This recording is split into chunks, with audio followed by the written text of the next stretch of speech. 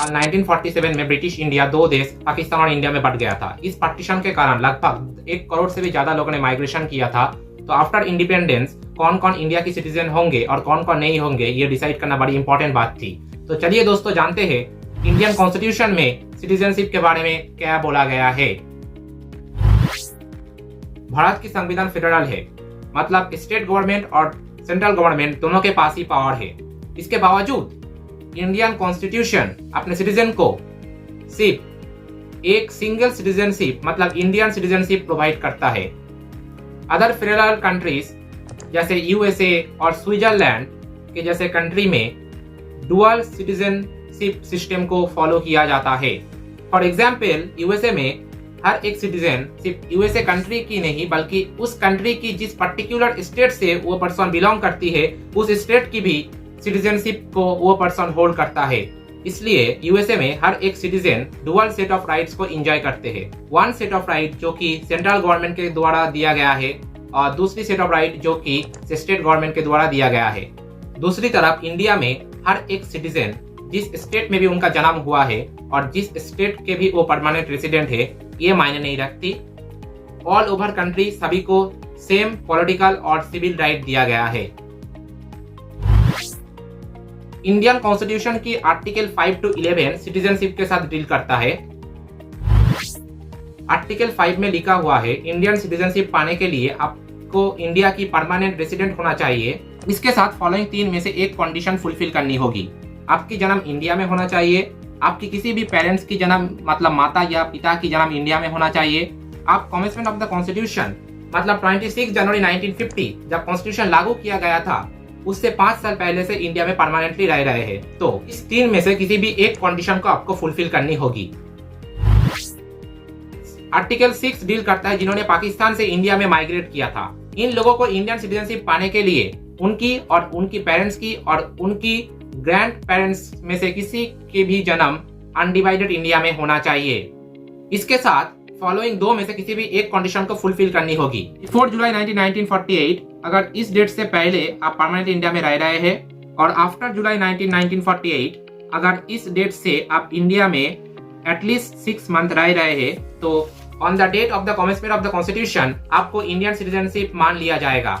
ये डेट जुलाई 1948 इतनी इंपॉर्टेंट क्यों है? क्योंकि इस डेट में ही इंडिया में परमिट सिस्टम को इंट्रोड्यूस किया गया था, मतलब आप बॉर्डर को क्रॉस करके इंडिया में आ जा सकते हैं। आर्टिकल 7 डील करता है उन लोगों के साथ जिन्होंने 1 मार्च 1947 इंडिया से पाकिस्तान में माइग्रेट किया था और बाद में फिर से पाकिस्तान से इंडिया में लौट आए थे रीसेटलमेंट के लिए। इन लोगों को इंडियन सिटीजनशिप दिया जाएगा अगर ये लोग कम से कम एटलीस्ट 6 मंथ इंडिया में परमानेंटली रह रहे हैं। तो आर्टिकल 8 डील करता है उन लोगों के साथ जो कि इंडियन ओरिजिन से बिलोंग करते हैं लेकिन रेसिडेंट है आउटसाइड इंडिया की। मतलब आर्टिकल 8 कवर करती है ओवरसीज इंडियन सिटीजनशिप के साथ। इस OCI मतलब ओवरसीज इंडियन सिटीजनशिप के टॉपिक में हम थोड़ी देर बाद डिस्कस करेंगे। आर्टिकल 9 में बोला गया है जब कोई भी इंडियन सिटीजन अपने पूरे होश और हवास में दूसरे किसी भी देश की सिटीजनशिप लेते हैं तब उस सिटीजन की इंडियन सिटीजनशिप ऑटोमेटिकली टर्मिनेट यानी कि कैंसिल हो जाएगी। आर्टिकल 10 में बोला गया है कि हर एक आदमी की सिटीजनशिप कंटिन्यू करेगी, ये डिपेंड करेगी law made by the parliament. Article 11 के द्वारा पार्लियामेंट को पावर दिया गया है सिटीजनशिप के बारे में लॉ बनाने का। मतलब पार्लियामेंट के पास पावर है सिटीजनशिप की टर्मिनेशन और एक्विजिशन करने का। तो अगर देखा जाए तो आर्टिकल 5 to 8 में बोला गया है on the date of the commencement of the constitution कौन कौन इंडिया की सिटीजन होंगे, लेकिन आफ्टर 26 जनवरी 1950 कौन कौन इंडिया की सिटीजनशिप हो सकते हैं, आज के डेट में कौन इंडिया की सिटीजनशिप हो सकते हैं और आने वाले कान पे कौन इंडिया की सिटीजनशिप एक्वायर कर सकते हैं, ये बोला गया है आर्टिकल 11 में, जिसमें पार्लियामेंट के पास पावर दिया गया है इंडियन सिटीजनशिप के बारे में लॉ बनाने का। इस आर्टिकल 11 को ही यूज करके पार्लियामेंट ने बनाया है सिटीजनशिप एक्ट ऑफ 1955। देखिए, इंसान के द्वारा बनाया गया कोई भी लॉ 100% एक्यूरेट या परफेक्ट नहीं होती, इसमें भी टाइम टू टाइम चेंज किया गया है। इस एक्ट में इंडियन सिटीजनशिप को एक्वायर करने के 5 विधियों के बारे में बोला गया है। बाई बर्थ मतलब आपकी जन्म अगर इंडिया में हुआ है तो आपको इंडियन सिटीजनशिप मान लिया जाएगा। अब देखिए इस एक्ट में एक बहुत बड़ी फॉल्ट है। अगर कोई भी प्रेग्नेंट औरत इंडिया में घूमने के लिए आई है और यहाँ पर अगर वो औरत एक बच्चे का जन्म देता है तो उनको क्या इंडियन सिटीजनशिप दिया जाएगा? उस बच्चे को नहीं देना चाहिए।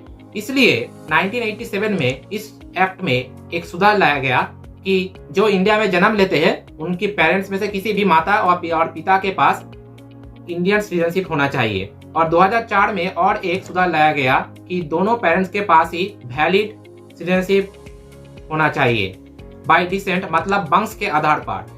देखिए देश में जितने भी युवा है जितने आजादी नहीं देखी है उन सभी को वंश के आधार पर ही सिटीजनशिप मिली हुई है बाय रजिस्ट्रेशन, मतलब फॉर्म भर के। इसलिए आपको इंडियन ओरिजिन से बिलोंग करना होगा और एप्लीकेशन फॉर्म भरने से पहले कम से कम 7 साल इंडिया में रहना पड़ेगा। फोर्थ बाय न्यूट्रलाइजेशन, इसमें 3 कंडीशन है। आपको संविधान के 22 भाषाओं में से किसी भी एक भाषाओं में ज्ञान होना चाहिए और आपको कम से कम इंडिया में 10 साल के लिए रहना पड़ेगा और विज्ञान और कला ये क्षेत्रों में आपकी इंटरेस्ट होना चाहिए, तभी आपको न्यूट्रलाइजेशन के द्वारा इंडियन सिटीजनशिप मिलेगी।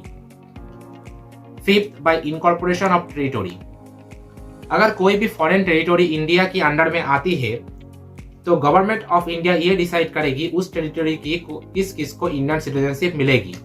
फॉर एग्जाम्पल जब पुडुचेरी इंडिया की अंडर में आई थी तब गवर्नमेंट ऑफ इंडिया के द्वारा पुडुचेरी सिटीजनशिप ऑर्डर ऑफ 1962 जारी किया गया था और एक नोटिफाइड डेट से पुडुचेरी की सिटीजन को इंडियन सिटीजनशिप दे दिया गया था। सिटीजनशिप एक्ट ऑफ 1955 के अकॉर्डिंग 3 तरीकों से आपकी इंडियन सिटीजनशिप कैंसिल हो जा सकती है। बाय रिनाउंसिएशन, मतलब अपने पूरे होश और हवास में अगर आप एक डिक्लेरेशन देते हैं आपकी इंडियन सिटीजनशिप कैंसिल करने के लिए तो आपकी इंडियन सिटीजनशिप कैंसिल हो जाएगी। लेकिन अगर ये डिक्लेरेशन अपने एक लड़ाई के समय, एक युद्ध के समय जिसमें इंडिया इंगेज है तब किया तो आपकी इंडियन सिटीजनशिप कैंसिल होगी या नहीं होगी ये सेंट्रल गवर्नमेंट देखेगी। बाय टर्मिनेशन, अगर आपने दूसरे किसी कंट्री की सिटीजनशिप ली है तो आपकी इंडियन सिटीजनशिप ऑटोमेटिकली कैंसिल यानी कि टर्मिनेट हो जाएगी। लेकिन अगर कोई इंडियन सिटीजन एक लड़ाई के समय दूसरे किसी भी कंट्री की सिटीजनशिप एक्वायर करते हैं तब उनकी इंडियन सिटीजनशिप कैंसिल नहीं होगी।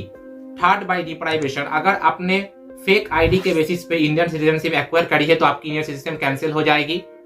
अगर सिटीजन ने इंडियन कॉन्स्टिट्यूशन की अपमान किया है तो उनकी इंडियन सिटीजनशिप कैंसिल हो जाएगी।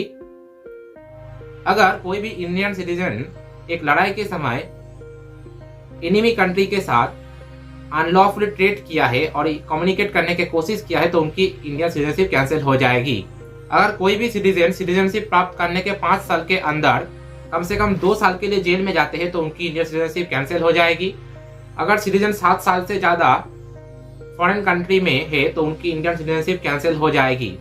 अब आपके मन में एक क्वेश्चन उठी होगी कि स्टूडेंट जो बाहर में पढ़ने के लिए गए हैं उन लोगों की भी इंडियन सिटीजनशिप क्या कैंसिल कर दी जाएगी? तो ये भी मेंशन किया गया है स्टूडेंट जो बाहर में पढ़ने के लिए गए हैं और जो लोग बाहर में इंडियन गवर्नमेंट सर्विस कर रहे हैं उन लोगों की इंडियन सिटीजनशिप कैंसिल नहीं होगी। जो इंडियन सिटीजन ये दोनों कैटेगरी में भी नहीं आते हैं उन सिटीजन को अपनी सिटीजनशिप कंटिन्यू करने के लिए इंडियन कॉन्सुलेट के पास साल में कम से कम एक बार एक रजिस्ट्रेशन देना पड़ेगा खुद की सिटीजनशिप कंटिन्यू करने के लिए, तो उन लोगों की सिटीजनशिप कैंसिल नहीं होगी। इंडियन सिटीजनशिप ना मिलने से किसी को भी जेल में भी नहीं डाला जाता और किसी की भी जीने का अधिकार भी नहीं छीन लिया जाता।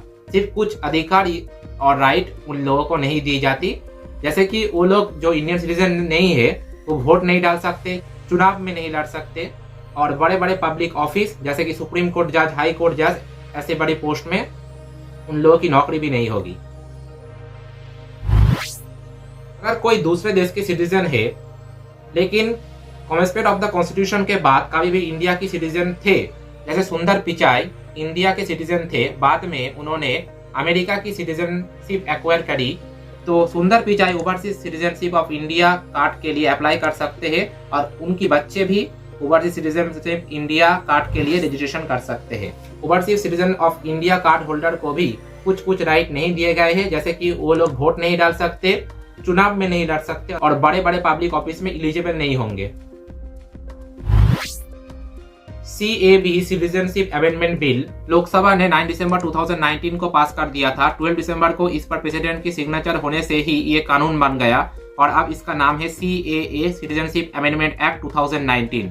और ये सुप्रीम कोर्ट के दिक निर्देशना पर ऑल ओवर कंट्री लागू किया गया था कि ये कोई भी ड्राफ्ट जब पार्लियामेंट के सामने पेश किया जाता है और पार्लियामेंट से पास होने के बाद अगर उस ड्राफ्ट में प्रेसिडेंट के हस्ताक्षर पड़ जाता है तो वो कानून बन जाता है और वो ड्राफ्ट एक्ट में बदल जाता है। मतलब CAB सिटीजनशिप अमेंडमेंट बिल की अभी कोई भी एग्जिस्टेंट नहीं है, सिटीजनशिप अमेंडमेंट एक्ट 2019 की एग्जिस्टेंट है।